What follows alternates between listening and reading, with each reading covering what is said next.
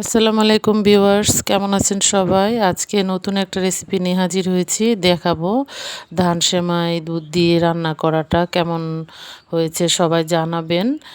Comments করতে ভুলবেন না। যেমনই হোক, খারাপ হলেও জানাবেন, ভালো হলেও জানাবেন।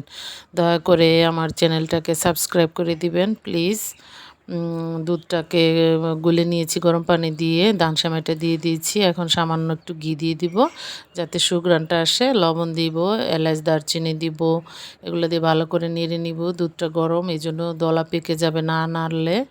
আমি ভালো করে ধান সেমাইটা দিয়ে নেড়ে নিব, সেমাইটা যাতে সিদ্ধ হয়।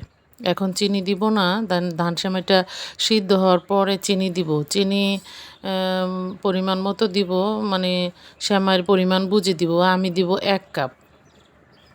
ধান সেমাইটা কে কে খেয়েছেন জানাবেন। এটা গ্রাম অঞ্চলে মা চাচিরা বানাতো, এখনও বানায়। বাজার থেকে কিনে এনেছি আমি।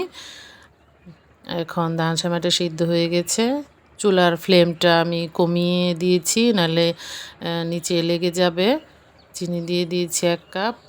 ভালো করে নেড়ে নিতে হবে যাতে দলা পেকে না যায়। চিনির থেকে পানি উঠবে, সেটা গলা না শুকানো না পর্যন্ত আমি জাল দিব। দুধটা ঘন হয়ে গেছে, সেমাইটাও সিদ্ধ হয়ে গেছে। চিনিটা দিয়ে দিয়ে এখন রান্নাটা কমপ্লিট হয়ে গেল। এই তো তৈরি হয়ে গেল আমার ধান সেমাই। কেমন হয়েছে জানাবেন,